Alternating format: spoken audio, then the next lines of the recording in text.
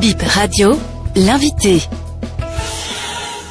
Professeur Théodore Olo. Quand la Cour constitutionnelle déclare une requête irrecevable, un recours irrecevable, comme c'est le cas actuellement, en termes terre à terre, qu'est-ce que ça veut dire? Il s'agit d'une demande d'avis. Au terme de la Constitution, dans une situation de crise, le président, avant de prendre les mesures qu'appelle la situation, consulte le président de la Cour constitutionnelle. Donc c'est lui qui peut demander un avis. La Cour n'a pas compétence à répondre à un avis demandé par un simple citoyen. C'est une prérogative du président de la République. Mais par contre, lorsqu'il s'agit de la violation des droits de l'homme, la Cour constitutionnelle étant garante du respect des droits de la personne et des libertés publiques, même lorsque la requête est recevable, la Cour peut se prononcer d'office tout en déclarant la requête irrecevable. La Cour n'a pas jugé puisque la Cour ne s'est pas prononcée au fond. Elle a dit qu'elle ne peut pas répondre à cette question parce que cela ne relève pas de la compétence d'un individu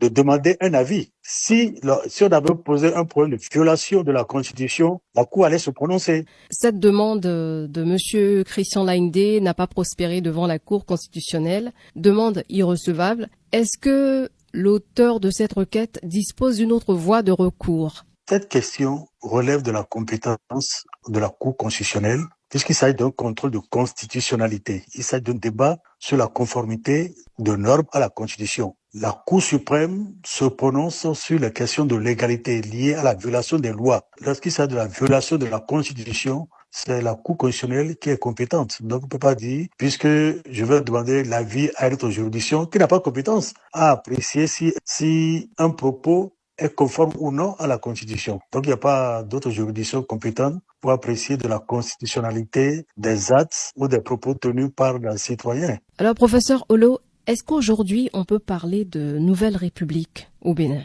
Vous avez suivi l'actualité au Togo.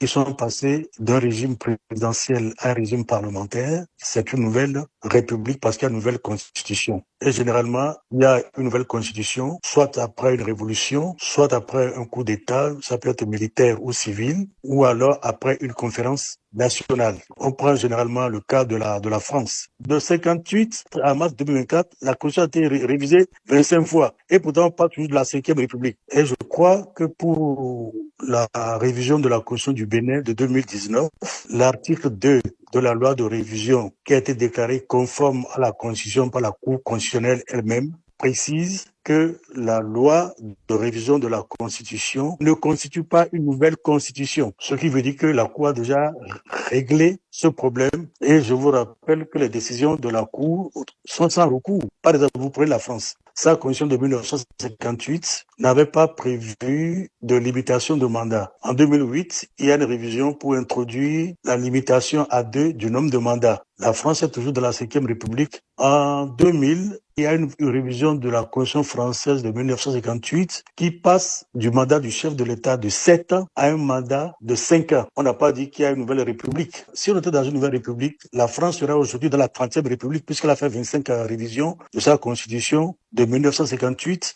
à 2024. Il s'agit là des règles de droit constitutionnel. Donc c'est pas parce que les gens disent que c'est une nouvelle république que ça devient vérité scientifique. C'est ceux qui ne connaissent pas le droit constitutionnel qui peuvent se plaindre et dire parce qu'on a changé une virgule, c'est une nouvelle république. Donc il n'y a pas une nouvelle république au Bénin. Nous avons une nouvelle république. Quand nous avons fait notre conférence nationale, nous avons adopté une nouvelle constitution. Et le Bénin a eu à adopter chaque fois de nouvelles constitutions. Voilà pourquoi nous sommes passés de la première république à la deuxième république. Quand il y a eu le coup d'État de 1963, il y a eu une nouvelle constitution qui a été adoptée en 1964 avec la coalition. Nous sommes entrés dans une deuxième. Donc, c'est après un coup d'État qu'il y a eu une nouvelle constitution. C'est une nouvelle constitution qui donne naissance à une nouvelle république. Or, en déclarant conforme à la Constitution la révision de 2019, la Cour a dit que cette révision ne donne pas naissance à une nouvelle Constitution. Merci, professeur Théodore Olo. Je vous en prie, madame.